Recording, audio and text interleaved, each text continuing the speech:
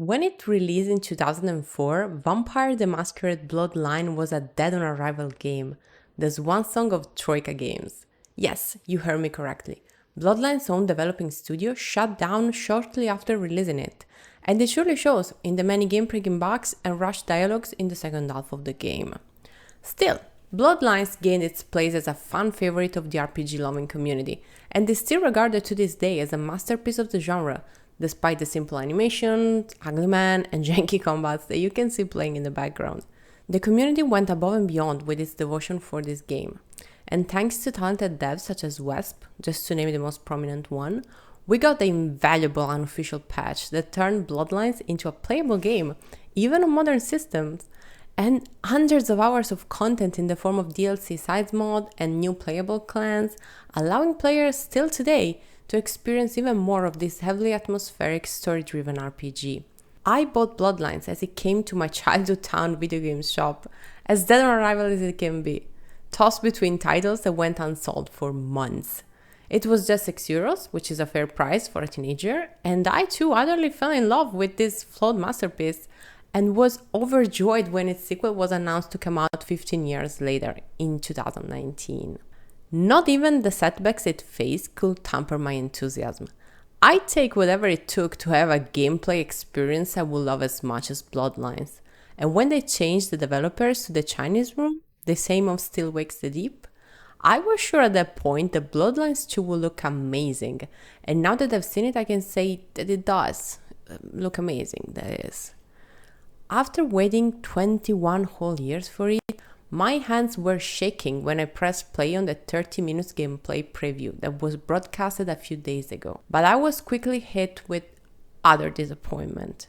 The almost endless character customization available in Bloodlines has been replaced with a wardrobe full of unlockables, but dialogue options that all lead to similar results and don't appear to even vary significantly between the 4 meager clans you can pick from. For context, Bloodlines provided the player with 7 playable clans, some of which offer a completely different experience from the others. And no matter which one you picked, you will be provided with total customization of your character disciplines and attributes, resulting in endless possibilities in terms of replayability. A fight-oriented character will look very different on a Tremere or a Bruja. Even with the same high social skills, a Venture and a Nosferatu will play very differently, and I'm not even gonna venture over the unique and utterly deranged dialogue options for Malkavians. Bloodlines 2 takes 4 safe picks for clans: Banu Hakim, Venture, Tremere, and Bruja, all of which can be implemented with the same dialogue options, same interactions, and only meaningless flavor text changes as a testament to the clans. And the character sheet for level up has been completely wiped in favor of a choice of disciplines that I'm sure will have outlandish animations when performed, but will kill replayability unless you really enjoy seeing different colors popping out on the screen. Even the auto-scan feature chosen for exploration is a testament to this. The whole press Alt to highlight instead of the more RPG typical get some dots in investigation. And good luck with the barrel if you didn't. You know which barrel, if you played Bloodlines. Surely complaints about 4 clans being a very small tray from which to pick reached the developers, who rushed to add a 5th playable clan, the Malkavians, a fan favorite, specifically in the person of the voice in your head, Fabian. Yet, from the gameplay that we could see, his parts look more like a sequence of cutscene, and contrast starkly with the dialogue options the Malkavians were offered in Bloodlines. Not to mention the fact that the 50s noir detective Malkavian trope is a vein so dry, not even Jason Carl can bring it to life. Pun intended.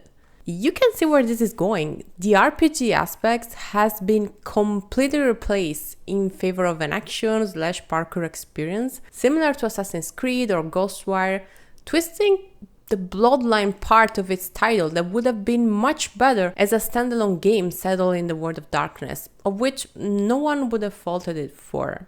But back to the gameplay. Since we can't customize the playable character, Fire the Vampire, she will surely be extremely charismatic, right?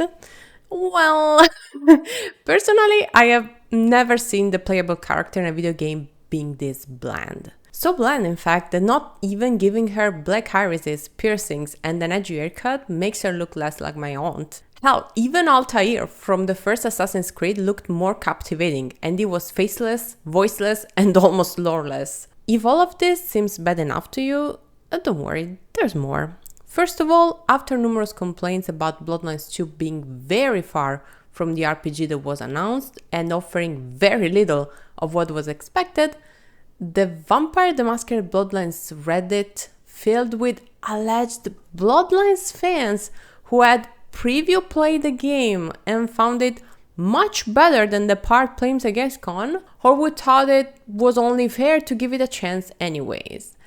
And I have zero proof of this, but it looks like the most paid thing I've ever seen in my entire life. Moreover, Bloodlines 2 publishers know very well that they need to tap into nostalgia for the OG Bloodlines players to vaporize $60 on something they already find disappointing, and decided to do it in the scummiest way you can imagine. Sure, there are some cute Easter eggs here and there, the radio playing The Bed of Night, a homage to the iconic The Dead of Night, or music from Bloodlines playing as you walk the streets for the first time, but way less cutely, pre-ordering comes with extra music from Rick Schafer, the composer for Bloodlines, who, for some reason, doesn't otherwise figure in Bloodlines 2. This way, you can miss Bloodlines even more, while you jump around like Ezio Auditore, and taste disappointment while you replay the same exact dialogue for the 5th time, but with a different hat. The proverbial last straw is definitely the add-ons and DLCs. Besides the premium and deluxe editions offering extra missions and, of course, nostalgia items such as skins from Bloodlines, 2 playable clans, La Sombra and Toreador, are locked behind a €20 DLC that offers nothing else. And I swear not even EA stooped this low. For context, this is produced by Paradox. Adding insult to injury, even the €20 DLC on top of the €60 game still amounts to 1 playable clan less than OG Bloodlines. And I bet all 6 clans will still feel like playing the same exact thing. And for a whopping €80.